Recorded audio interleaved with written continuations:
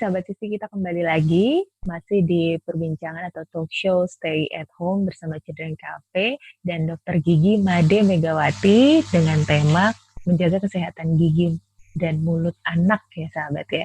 Dan kalau tadi kita sudah banyak diskusi tentang penyebab, terus misalnya apa sih akibatnya kalau anak sakit gigi, kalau gigi tidak dirawat, kemudian bagaimana caranya menjaga atau merawat kesehatan gigi anak. Maka sekarang kita akan bahas sedikit tentang mitos dan fakta yang banyak beredar di masyarakat tentang kesehatan gigi dan mulut. Ada 5 ya dokter ya. Kita akan bahas satu persatu ya. Jadi yang pertama nih dok, mitosnya itu adalah kalau anak suka ngempeng, suka menghisap jempol, gitu, suka ngedot, itu bakal merusak gigi. Benar nggak tuh dok? Benar, itu fakta. Okay. Sama sekali bukan mitos ya. Oke. Itu fakta. Di sini saya mau menjelaskan sih terjadinya maloklusi ya bila kebiasaan buruk terjadi seperti tadi yang ngempeng, hisap jempol atau ngedot ya. Sini saya sudah bikin beberapa ringkasan ya biar gampang untuk menjelaskan.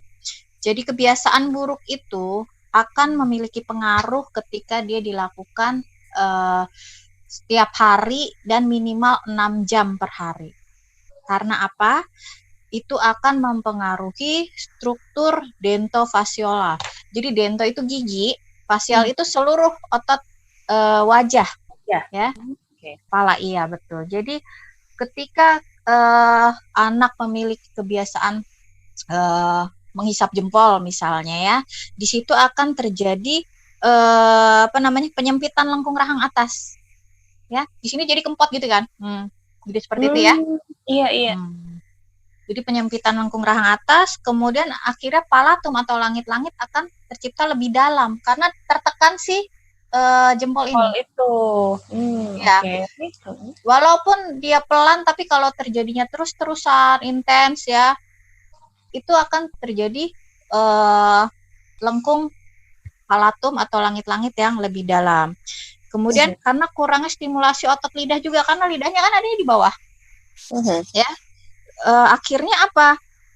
Kurang stimulasi otot lidah pada area palatum lebih dalam, kemudian lengkung rahang atas akan berbentuk V. Jadi begini, harusnya kan idealnya dia parabola. Ya, lengkung rahang atas kita. Iya. Kira ketika langit-langit dia lebih dalam karena tertekan jempol tadi, dia akan tercipta lengkung yang V. Jadi tajam. Gitu ya. Kemudian itu akan mempengaruhi posisi gigi. Ya, kurang area tumbuhnya gigi. Karena ketika V kan lebih sempit berarti lengkungnya. Betul, jadi lebih sempit. Akibatnya terjadi kekurangan ruangan untuk area tumbuhnya gigi.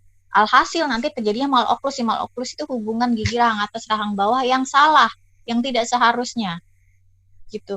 Jadi entah itu giginya crowding, gigi depannya maju, relapse, majunya tuh melenting gini.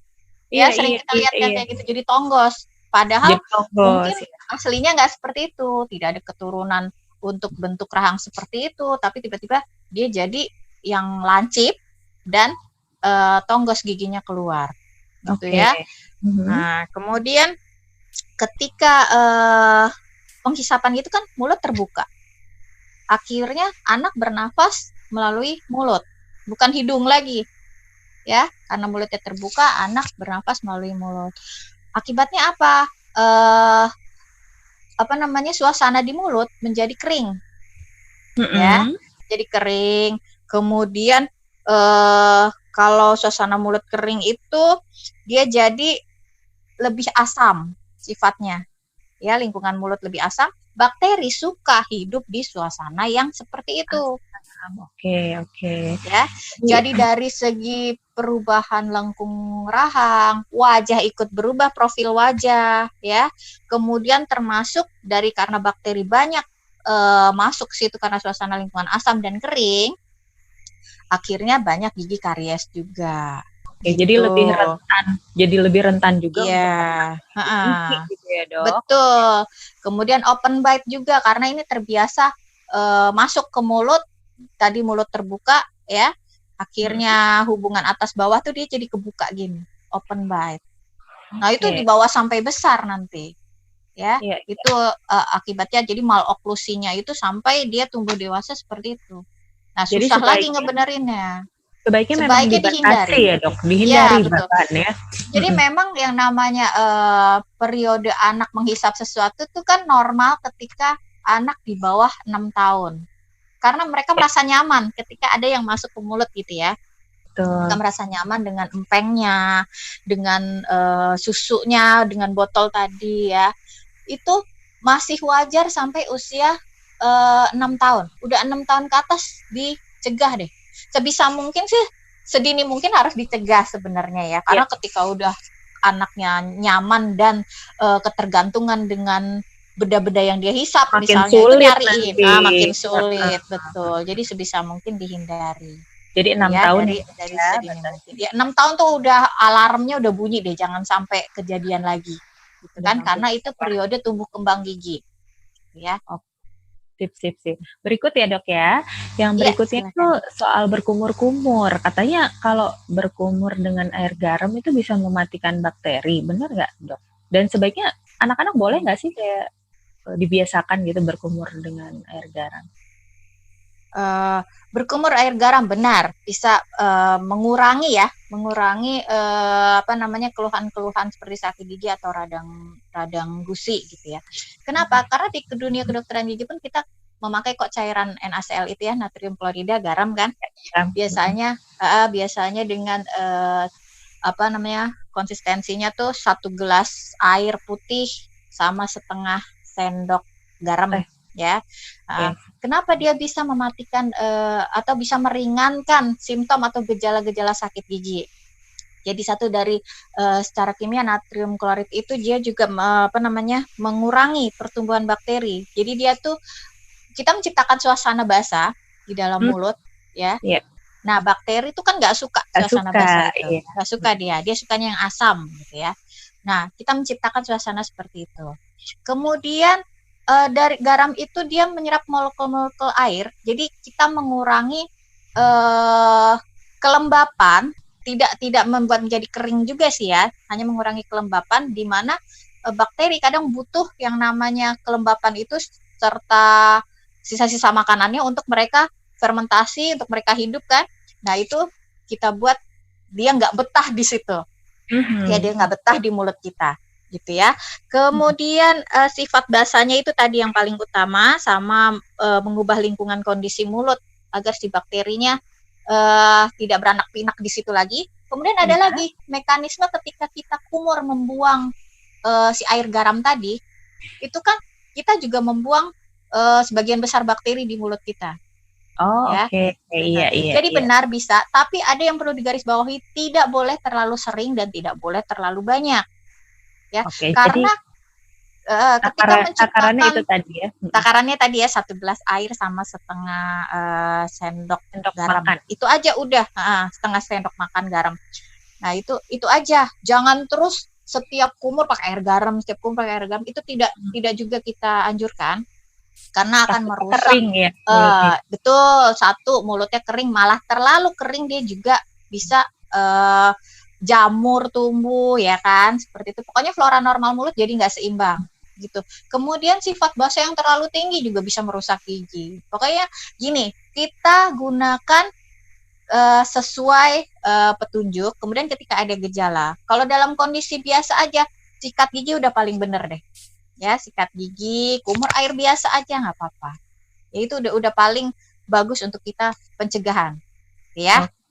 Jangan terlalu sering juga. Oke, sangat jelas dokter.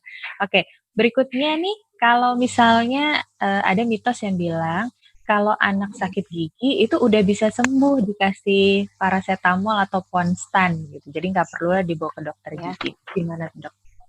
Oke, paracetamol dan Ponstan sebenarnya merek dagang sih, isinya dia sama Venamat ya untuk apa namanya zat aktifnya.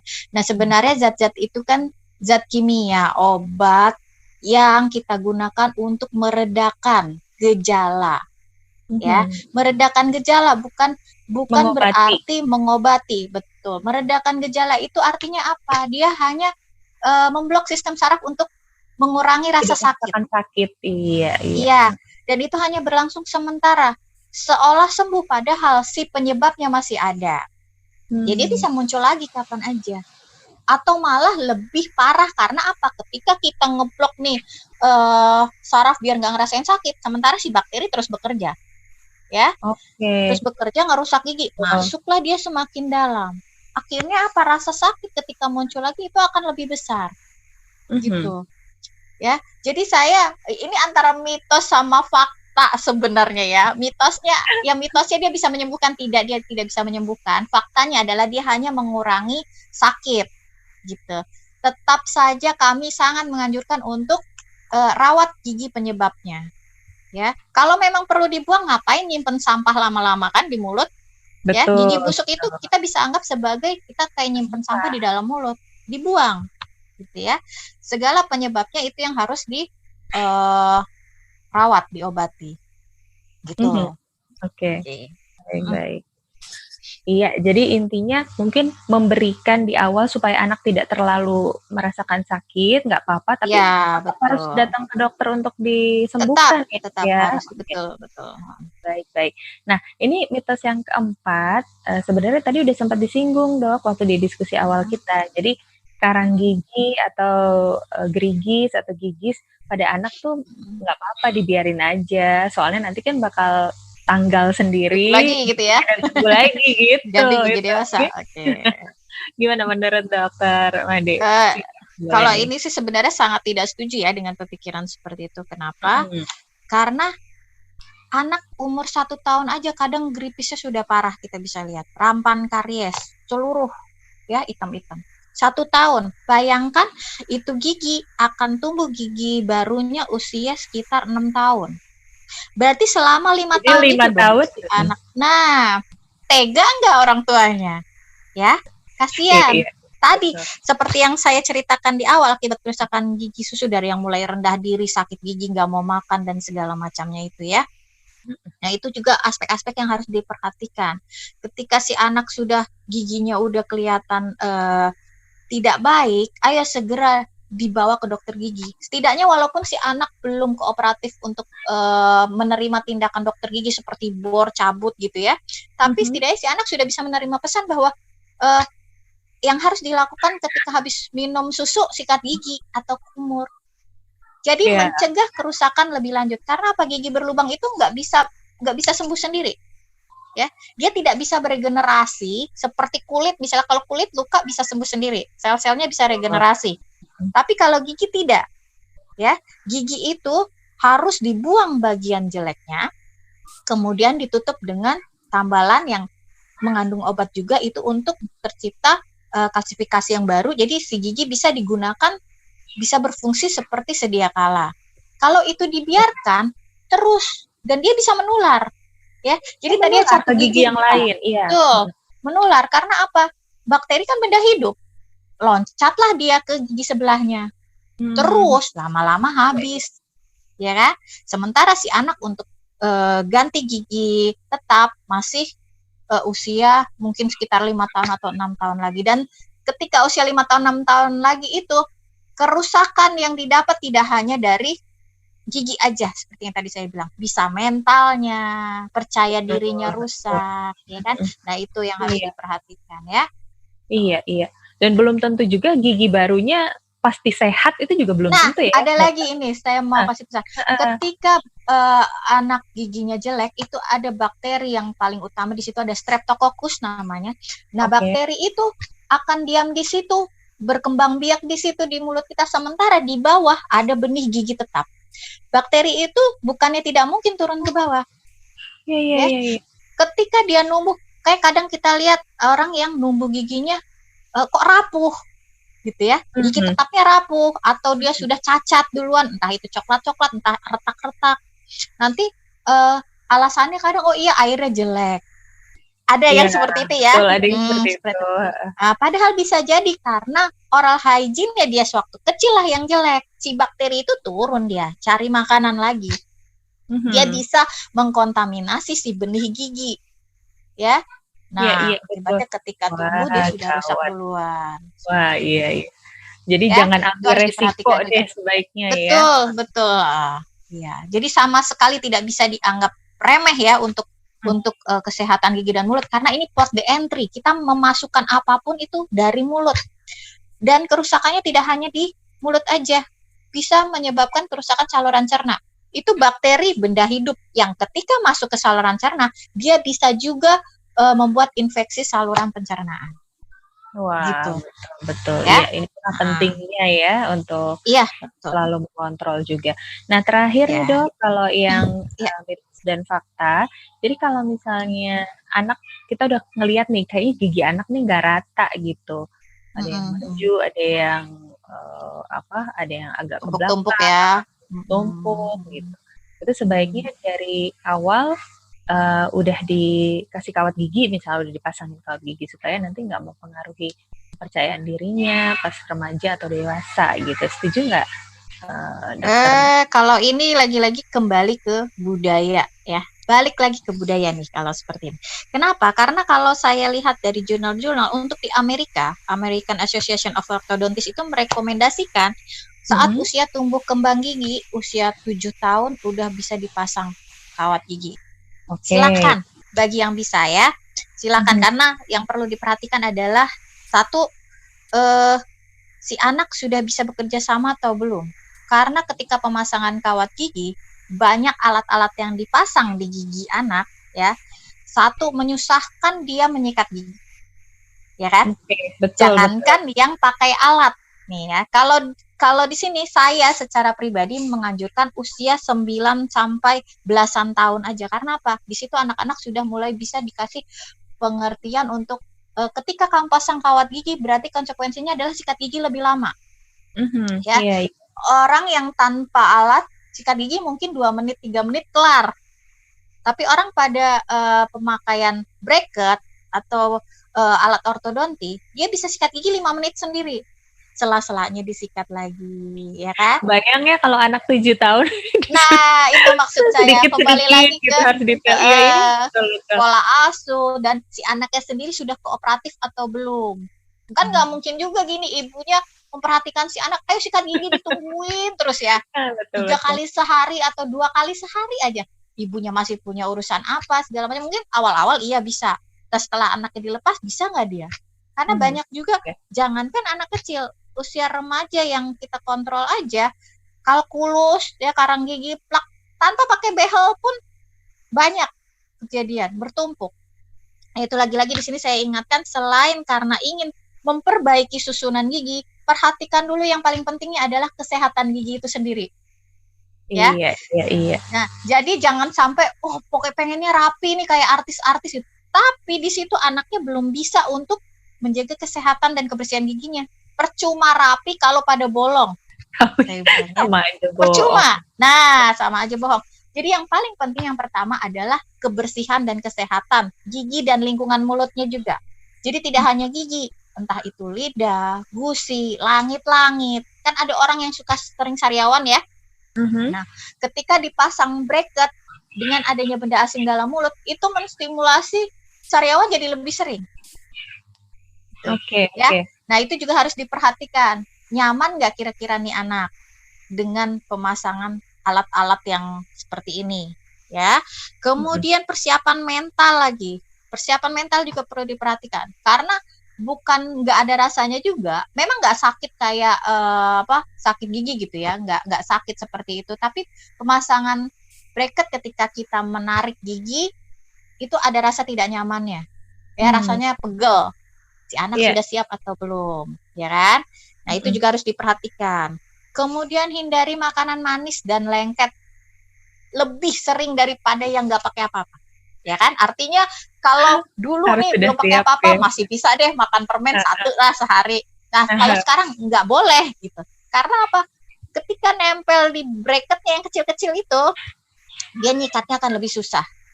Ya, makanya harus sering kontrol ke dokter sebulan sekali. Fungsinya apa? Biar dibersihkan sama diaktifin alat-alatnya ya kan. Seperti itu. Nah, anak juga harus dikasih motivasi untuk seperti itu. Kemudian kasus yang sulit silakan datangi dokter gigi spesialis khusus ya. Nah, ini dari segi anak-anaknya aja. Benarkah dia sudah siap mental, fisik, terutama buat orang tuanya nih ya. Keuangan juga perlu diperhatikan. Jangan sampai gini. Yang penting mau pasang kawat gigi biar rapi, terus pasangnya di tempat yang tidak kami Yang anjurkan. abal-abal gitu ya. Ya, betul. Bukan di dokter gigi misalnya. Yang penting udah pasang nih biar rapi. Nggak seperti itu. Karena yang namanya pemasangan bracket, setiap bulan itu kita harus aktifkan tuh alat-alatnya. Nggak bisa habis pasang terus rapih gitu, kayak sulap gitu ya. Nggak bisa seperti itu. Jadi ada maintenance-nya. Entah itu dari kebersihan, kita scaling pasien berbracket pun lebih susah daripada yang nggak pakai apa-apa gitu ya. Karena kita mesti yang kecil-kecilnya itu juga dibersihin gitu biar nggak ada yang nyangkut. Seperti itu. Jadi yang perlu diperhatikan selain dari rapinya gigi anak, sangat penting adalah kesehatan dan kebersihan gigi itu sendiri. Gitu. Prioritas yang pertama itu betul, ya berarti. Prioritas ya. Oke, baik. Nah, Dokter Made, sebenarnya banyak sekali nih yang masih ingin kita tanyain. Boleh, silakan. Cuma karena waktunya waktu dan dokter juga kan hari ini tetap ada praktek ya. Aduh, terima kasih. Luangkan waktu di sela-sela kesibukan. Mudah-mudahan kita bakal bisa ngobrol lagi nih lain waktu gitu ya kalau misalnya. Boleh, silakan. Mungkin bisa dikumpulkan dulu pertanyaan-pertanyaan, jadi nanti bisa dijawab lebih tepat guna lah, artinya nggak buang-buang waktu gitu ya. Yang saya jawab adalah yang banyak ditanyakan orang. Boleh. Bermanfaat buat semuanya. Terima kasih juga atas kesempatannya, kita bisa sharing ya. Kita bisa berbagi. Terima kasih. Ini kalau boleh ada kesimpulan, Dok, untuk diskusi kita hari ini, silakan. Oke, kesimpulan dari pembicaraan kita tadi ya. Yang pertama adalah pentingnya menjaga kebersihan dan kesehatan gigi dan mulut ya. Tidak hanya gigi saja tapi seluruh bagian mulut. Kenapa sih kita harus jaga kebersihan itu adalah karena mulut tadi sebagai tempat awal mula masuk sesuatu ya. Jadi pada gigi anak-anak pun tidak bisa dianggap remeh karena kerusakan gigi susu tadi akan menyebabkan kerusakan di banyak aspek pada anak-anak. Jadi mulai dari psikologi, dari mulai sakit giginya dia sehingga mengganggu aktivitas sampai ke pencernaan itu berpengaruh. Yang kedua, jangan pernah anggap remeh kerusakan gigi pada anak. Walaupun dia nanti akan diganti dengan gigi tetap, tapi proses masa menunggu gigi gantinya itu ya, si anak akan merasa tidak nyaman dengan giginya yang rusak atau sakit itu. Jadi sebisa mungkin segera kunjungi dokter gigi. Ya, kunjungi dokter gigi secara rutin tuh 6 bulan sekali atau ikut orang tuanya juga diperiksa gitu. Nanti si anak akan belajar bahwa dokter gigi adalah teman mereka. Ya, bukan musuh, bukan yang sesuatu yang harus ditakuti. Itu yang kedua. Yang ketiga tadi balik lagi, yang paling penting adalah oral hygiene di rumah sendiri. Ya, apalagi pada masa pandemi seperti ini, dokter gigi juga banyak yang tidak praktek, ya rumah sakit juga banyak yang tidak praktek. Yang paling penting apa? Kesehatan itu kita sendiri yang jaga. Pencegahan itu dari diri kita sendiri. Ya, tadi hindari makanan manis yang berlebihan, kemudian sikat gigi 2 kali sehari. Yang paling penting adalah malam sebelum tidur. Ya, habis itu nggak boleh makan minum yang manis-manis lagi, hanya boleh air putih. Hindari kebiasaan seperti tadi menghisap jempol ya. Kemudian minum susu pada saat tidur, itu dihindari. Kemudian tadi rutin ke dokter gigi. Udah sih ya, yang itu yang paling basic aja dari diri kita sendiri dulu. Rutin ke dokter giginya pada saat pandemi ini mungkin bisa di-skip dulu, tapi yang paling penting adalah oral hygiene di rumah. Nah, itu tadi betul. Itu tadi yang ingin saya tanyakan juga sih sebenarnya. Kalau lagi pandemi gini, gimana caranya nih kan kita suka ragu-ragu, suka banyak takutnya gitu ya. Oke. Maksimalkan oral hygiene di rumah gitu ya. Iya, benar. Dokter Made Megawati, dokter gigi yang sangat berpengalaman. Terima kasih banyak nih untuk pencerahannya hari ini. Ya, terima Kita kasih juga, sama-sama. kita di Children Cafe itu masih jarang sekali dokter ngebahas tentang kesehatan gigi dan mulut. Makanya nih kesempatan perdana, dan dokter Made kan juga kebetulan suka nulis ya. Jadi kita tunggu ya tulisan-tulisannya Oh nanti ya. iya, boleh, insya Allah. Oke, baik. Kalau gitu mungkin sekarang udah siap-siap mau praktek nih dok. Terima Oh kasih banyak iya, sekali lagi. Mungkin saya ingatkan lagi nih sahabat Sisi, kalau misalnya Anda berada di daerah Cilodong, di dekat Klinik Anugrah, atau di daerah Cibinong, di dekat Klinik Insani 2, atau di Ciledug ya, di dekat ya. Kimia Farma Karangtengah, mungkin Anda punya kesempatan langsung nih untuk ketemu sama dokter gigi Made Boleh, Megawati. silakan. Buat anak dan dewasa ya dok ya? Iya. Oke, siap kalau gitu. Terima kasih banyak sekali lagi dokter, sukses selalu. Sama-sama. Iya, terima kasih. Sukses selalu buat Children Cafe. Sehat semua ya. Stay safe semua. Stay healthy. Terima Assalamualaikum kasih. warahmatullahi wabarakatuh. Waalaikumsalam warahmatullahi wabarakatuh.